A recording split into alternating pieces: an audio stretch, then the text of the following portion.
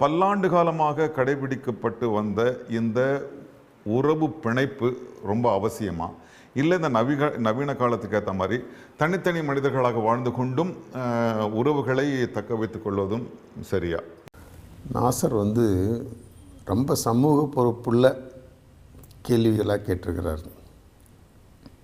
அதாவது குடும்பம் ஏன் பிரியுது, கூட்டு குடும்பம்லாம் செஞ்சு போயிட்டுருக்குது, இதுக்கு காரணம் என்ன? உறவு முறையினுடைய பலவீனமா, உறவுகள் குறைஞ்சி போகிறதுனால தான் கூட்டு குடும்பம் குறையுதா? உறவுகள் என்பது வேறு, குடும்பம் என்பது வேறு.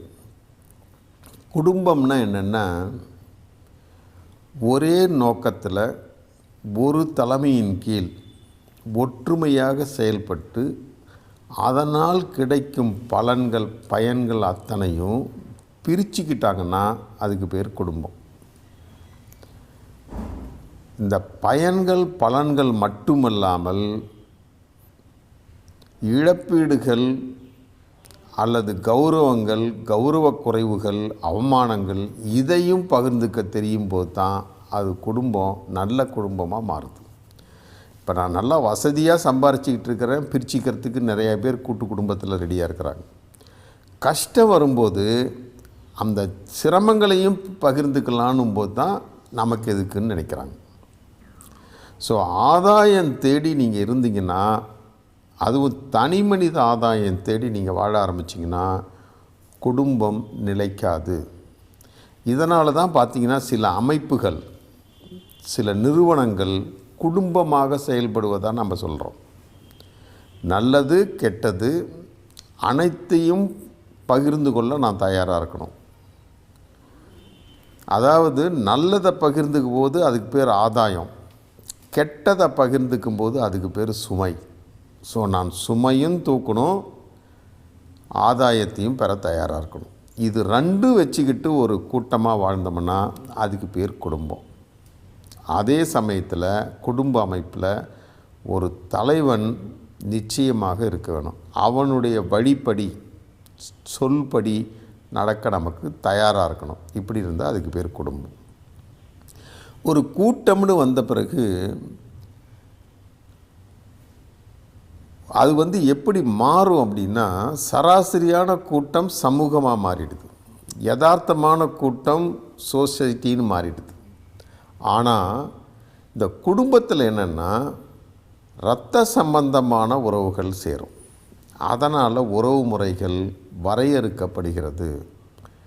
ஒவ்வொருத்தருக்கும் ஒரு கட்டாயம், கடமை, சலுகை கிடைக்குது. ஸோ மாமன்னா என்ன, மச்சான்னா என்ன, சித்தப்பான்னா என்ன, பெரியப்பான்னா என்ன, அம்மான்னா என்ன, மாமனார்னா என்ன, இந்த மாதிரி பலவிதமான உறவு முறைகள் கிடைக்குது. கூட்டு குடும்பமாக இருக்கிறது இன்றைய சூழ்நிலையில் சாத்தியமா? இப்போ நீங்கள் பார்த்தீங்கன்னா, இப்போ மக்கள் மைக்ரேஷன் அதிகமாகிடுச்சு. மைக்ரேஷன்னா கடந்து போதல், ஒரு இடத்துலேருந்து ஒரு இடத்துலேருந்து இடம்பெயர்தல் இன்றைக்கி அதிகமாகிடுச்சு. இப்போ நான் ஒரு ஊரில் வாழ்ந்துக்கிட்டு இருந்தேன். அந்த சமயத்தில் நான் ஒரு குடும்பமாக வாழ முடியும். வேலை நிமித்தமாக, படிப்பு நிமித்தமாக, வேறு ஏதாவது வியாபார நிமித்தமாக நான் வேறு இடத்துக்கு இடம்பெயர நேரும்போது இந்த குடும்பம்ன்றது அளவில் குறைகிறது. ஆனால் மனப்பான்மையில் இல்லை. அதை நீங்கள் நல்லா ஞாபகம் வச்சுக்கணும். இப்போ குடும்பங்களை இப்போ டிஃபைன் பண்ணும்போது நியூக்ளியர் ஃபேமிலி, ஜாயிண்ட் ஃபேமிலி, அதாவது கூட்டு குடும்பம், தனி குடித்தனம்னு ரெண்டாக பிரிக்கிறாங்க. இதுக்கு இடைப்பட்டு ஒன்று இருக்குது, அதுக்கு பேர் எக்ஸ்டெண்டட் ஜாயிண்ட் ஃபேமிலின்னு பேர். அதாவது தூரத்தில் இருந்தால் கூட அந்த குடும்பத்தாருடைய செயல்கள், முடிவுகள் அனைத்தையும் அந்த தலைமையினோட சம்பந்தத்தோடு எடுக்க ஆரம்பிச்சிட்டிங்கன்னா அதுவும் கூட்டு குடும்பம்தான். இன்றைக்கி இருக்கிற வாழ்க்கை முறையினால் ஒரே கூரையின் கீழ் நம்ம வாழ முடியாது. இப்போ உதாரணத்துக்கு ஒரு கூட்டு குடும்பம் இருக்குதுன்னு சொல்லிட்டு இருந்தோன்னா, ஒருத்தருக்கு 30 கிலோமீட்டர் தள்ளி தான் வீடு இருக்குது, வேலையிடம் இருக்குது, வியாபார ஸ்தலம் இருக்குது. அவர் போய் இங்கேருந்து நேரத்தை வீண் பண்ணிகிட்டு இருக்க முடியாது. அதனால் நீங்கள் ஒரு கூரையில் கீழ் வாழணுன்னு அவசியம் இல்லை. அதே சமயத்தில் 10,000 மைல் தள்ளி இருக்கிறவங்க கூட அவங்க அப்பா சொன்னாதான் பிள்ளைக்கு பேர் வைக்கிறான் அப்படின்னும்போது அதுவும் கூட்டு குடும்பம் தான். தனியாக வாழ்கிறதுனால மட்டும் அது தனி குடித்தனம் ஆகிடாது. அவங்க தனித்து வாழ்க்கை நடத்துகிறார்களே ஒழிய அந்த குடும்பத்தின் முடிவுகள் அனைத்துமே கூட்டாகத்தான் முடிவு செய்யப்படுது. இங்கே என்ன சொத்து வாங்கணும்னு அவர் முடிவு பண்ணுறார், அங்கே என்ன செயல்படணும்னு இவர் முடிவு பண்ணுறார். இந்த பிணைப்பு இருந்துச்சுன்னா அதுவும் கூட்டு குடும்பம்தான். அப்படி வச்சு பார்த்திங்கன்னா நம்ம கலாச்சாரத்தில் அவ்வளவா நாம் பயப்பட வேண்டிய அவசியம் இல்லை. இன்னமும் குடும்ப உறவுகள் நிலைத்து நிற்கிறது. இதை நிதர்சனமாக பார்க்கலாம். மனநலம் மனநோயை பொறுத்த வரைக்கும் பார்த்திங்கன்னா இந்தியாவில் உள்ள மனநோயாளிகள் நல்ல முறையில் சீர்பட்டு செயலாக்கத்துக்கு வருகிறார்கள். இம்ப்ரூவ்மெண்ட்டுன்னு சொல்கிறோம் பாருங்கள். இப்போ மற்ற ஊரில் மற்ற டிசீஸுக்கு இம்ப்ரூவ்மெண்ட் அதிகம், ரெக்கவரி ரேட் அதிகம். ஆனால் மனநோய்க்கு ரெக்கவரி ரேட் அங்கே அதிகம் கிடையாது. அதே மாதிரி திருமணங்கள் நிலைத்து நிற்கிறது நம்ம ஊரில் அதிகம், அந்த ஊரில் குறையாது. காரணம் என்னென்னா அந்த குடும்ப பிணைப்பு, அந்த குடும்ப சித்தாந்தம் இருக்கு இல்லையா, அது அங்கே சுருங்கி போச்சு. அதனால் குடும்பம் இன்றும் நிலைத்து நிற்கிறது. நிலைத்து நிற்க வேண்டியது நம்ம ஒவ்வொருவருடைய கடமையாகும். அதுக்காக ஒரே கூரையின் கீழ் வாழ்ந்து வாய்ப்புகளை தவற விடணும்னு அவசியம் இல்லை. இந்த குடும்பம் நிலைச்சு நிற்கணும். குடும்பத்தினுடைய உறவு முறைகள், முதல்ல இந்த உறவு முறைகள் ஏன் ஏற்பட்டதுன்னு வச்சுக்கிங்க. ஒரு காலத்தில் மனுஷன் கூட்டமாக வாழ்ந்தான். அப்போ பொறுப்புகளை பகிர்ந்து கொடுக்கணும். இப்போ உதாரணத்துக்கு ஒருத்தன் வேட்டையாட போகிறான்னா அவனை காப்பாற்றுறதுக்கோ அல்லது பாதுகாக்கிறதுக்கோ இன்னொருத்தன் இருக்கணும்.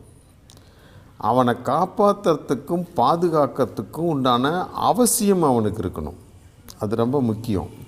இப்போ இவன் வீணாக போனால் என்னன்னு நினச்சான்னு வச்சிங்க, அப்போ அந்த கடமை உணர்வு முழுமையாக இருக்காது. அதுக்காக தான் உறவு முறைகள் வந்தது.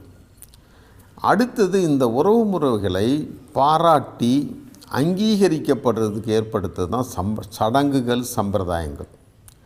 ஒரு சடங்கு அல்லது ஒரு சம்பிரதாயம் செய்யும்போது மாமன் தான் செய்யணும், மச்சான் தான் செய்யணும், அண்ணன் தான் செய்யணும். ஸோ அந்த சடங்குகள் சம்பிரதாயங்கள் இருக்கும்போது பொறுப்புகள் இயல்பாகவே உங்களை சேர்ந்துருது. இப்போ நான் மாமனாக இருக்கேன்னா எங்கள் அக்கா வீட்லேயோ தங்கச்சி வீட்லேயோ நடக்கிற நிகழ்வில் நான் பங்கேற்றே தீரணும். அந்த கட்டாயத்தை உருவாக்குறாங்க. ஸோ சமூக வலை ரொம்ப பலமாக இருக்கணும்னு தான் இதெல்லாம் ஏற்படுத்தி வச்சுருக்கிறாங்க. இந்த உறவு முறை லூஸ் ஆகி போச்சுன்னா நிச்சயமாக அந்த பிணைப்பு, அந்த கடமையாற்றல் இதெல்லாம் குறைஞ்சி போயிடும். இப்போ நான் ஒரு தெரிஞ்சவங்க நட்புக்காக போய் ஒரு நிகழ்ச்சியில் கலந்துக்கிறதுக்கும் உறவு முறைக்காக போய் கலந்துக்கிறதுக்கும் பெருத்த வித்தியாசம் இருக்குது. அங்கே உங்களை கேட்காம அவங்க முடிவு பண்ணவே முடியாது. அதுக்கப்புறம் நீங்கள் கோச்சிக்கலாம். ஊர்காரனுங்க சொல்லுவானுங்க நியாயந்தானேன்னு வேறு சொல்லுவானுங்க. ஸோ நீங்கள் அங்கே உங்களுடைய வசதி, வாய்ப்பு இது எல்லாம் புறந்தள்ளப்பட்டு உறவு முறைக்கு முக்கியத்துவம் கொடுக்கப்படுது. இந்த வகையில் ஒரு சமுதாயம் சமூக சமச்சீர் நிலையில் செயல்படுறதுக்கு உதவி பண்ணுது. இதையெல்லாம் வச்சு தான் அந்த குடும்ப உறவுகள் நிச்சயிக்கப்படுகின்றன. இன்றைக்கி என்ன ஆயிடுச்சு அப்படின்னா, ஒரு குழந்தைன்றது இன்றைக்கி ஓரளவுக்கு பரவலாக கடைபிடிக்கப்படுது. அதில் இருக்கிற சௌரியங்கள் ரொம்ப அழகாக இருக்கிறதுனால நிறையா பேர் ஒரு குழந்தைக்கு மேலே வச்சிக்கிறதில்ல. ஒரு குழந்தை இருக்கும்போது அந்த உறவு முறை என்ன ஆகிடுது, மிக மிக குறுகி போகுது. இன்னொரு விஷயம் எடுத்திங்கன்னா, கூட்டு குடும்பத்தில் இடநெருக்கடி ஏற்படுது. இன்றைக்கி இருக்கிற காலகட்டத்தில் இடநெருக்கடி. ஸோ இடநெருக்கடி வர வர உங்களுக்குன்னு இருக்கிற தனித்துவமும் சீக்ரஸி அண்ட் ப்ரைவசி, எனக்குன்னு சில அந்தரங்கங்கள் இருக்குல்ல, அது கேள்விக்குறியாயிடுது. இன்றைக்கி நிறைய குடும்பங்கள் பிரிவதற்கு காரணம் மரியாதை குறைவுலாம் கிடையாது. அந்த எனக்கு இருக்கிற ப்ரைவசி, இப்போனா நிறைய பேர் இந்த வார்த்தையை யூஸ் பண்ணுறாங்க, என் ஸ்பேஸை நீ கிராஸ் பண்ணாத. ஒவ்வொருத்தரும் ஒரு வட்டத்தை வச்சுக்கிட்டு அது என்னுடைய வட்டம்னு கேட்குறாங்க. ஸோ இந்த மாதிரி பண்ணுறதுனால அந்தரங்கமும் ரகசியமும் காப்பாற்றப்பட வேண்டும். அதை எப்படி நான் ஒத்துக்க முடியும்? அந்த வயலேஷனுக்கு தான் நீ குடும்பங்கள் பிரியுது. நிறையா பேர் நினச்சிக்கிட்டு இருக்கிறாங்க பெற்றோர் மேலே அக்கறையின்மையால். நிச்சயமாக கிடையாது. எல்லாருக்கும் இன்றைக்கி முக்கியத்துவம் கொடுத்தாக வேண்டிய கட்டாயம் வந்துருச்சு. எல்லாருமே சுதந்திரமும் பொருளாதாரமும் தனித்துவமும் பெற்றுவிட்டார்கள். அப்படி இருக்கும்போது அவங்களுக்கு உண்டான அந்த இடம் இருக்கு இல்லையா, அந்த ஸ்பேஸ், அதில் யாரும் ட்ரெஸ்பாஸ் பண்ணக்கூடாதுன்னு நினைக்கும்போது நீங்கள் பிரிந்தே ஆக வேண்டிய கட்டாயமாகிறது. நீங்கள் பிரிந்து வாழ்வதால் நிச்சயமாக கெடுதல் கிடையாது. மனதால் பிரியாமல் இடத்தால் பிரிந்து வாழுங்கள். அப்போ பிரச்சனையே கிடையாது. நீங்கள் ஒரு வாரம் அங்கே போயிட்டு வரலாம், அங்கே ஒரு வாரம் போயிட்டு வரலாம். இது நம்ம கலாச்சாரத்தில் சிதைஞ்சி போச்சுன்னு சொல்கிறாங்க. நிச்சயமாக கிடையாது. நீங்கள் பொங்கல் தீபாவளிக்கு பாருங்கள், சாதாரணமாக ஓடுற பஸ்ஸை போல் 10 மடங்கு பஸ்ஸு போட்டால் கூட பற்ற மாட்டேங்குது. அப்படின்னா என்ன பண்ணுறீங்க? உறவை தேடி தான் போகிறீங்க. அதே மாதிரி குலதெய்வ வழிபாடுன்னு எடுத்து பாருங்கள், விட்டு போகிறதே கிடையாது. அதனால் இந்த குடும்பம் பிரிதல் தனித்துவமாக இருக்கிறது, சுதந்திரமாக இருக்கிறது, அந்தரங்கம் போற்றப்படணும்னு அதை பாராட்டி சீராட்டுறதெல்லாம் நிச்சயமாக மரியாதை நிமித்தம்ன்றதை புரிஞ்சுக்கிட்டிங்கன்னா இந்த குடும்பம் உடையுதுன்ற வார்த்தை வரவே வராது. எவ்வளவு தூரத்தில் இருந்தாலும் ஒரு நொடியில் நீங்கள் இன்றைக்கி தொடர்பு கொள்ளலாம். ஒரு நாளுக்குள்ளே உலகத்தில் எந்த மூலையிலிருந்து நீங்கள் இணைஞ்சிடலாம். எனக்கு தெரிஞ்சு நிறையா பேர் இன்றைக்கி இருக்கிற டெக்னாலஜி வசதியை வச்சுக்கிட்டு அமெரிக்காவில் குழம்பு இங்கே இருக்கிற அம்மா சொல்லி அவள் செஞ்சிகிட்ருக்கிற 1/2 மணி நேரம், எந்த விதமான காசுமே செலவில்லாமல். அதனால் இன்றைக்கி அதெல்லாம் ஒரு பிரச்சனையே கிடையாது. தனி மனித மரியாதை, தனி மனித சுதந்திரம், தனி மனித அந்தரங்கத்தை நீங்கள் மதிக்க கற்றுக்கிட்டிங்கன்னா குடும்பம் உடையுதுன்ற பேச்சுக்கே இடம் கிடையாது. அது இல்லாமல் எனக்கு தெரியாமல் அப்படி என்ன உனக்கு என்ன ரகசியம்னு நீங்கள் ஆரம்பிச்சிங்கன்னா ஒரு வீட்டுக்குள்ளே இருந்தால் கூட அதுக்கு பேர் ஒற்றுமையான கூட்டு குடும்பம்னு பேர் இல்லை. இதை புரிஞ்சுக்கிட்டு நடந்துக்கிட்டிங்கன்னா குடும்பங்கள் இன்றும் நிலைத்து நிற்கின்றன என்பதை நாம் தெளிவாக தெரிஞ்சுக்கலாம்.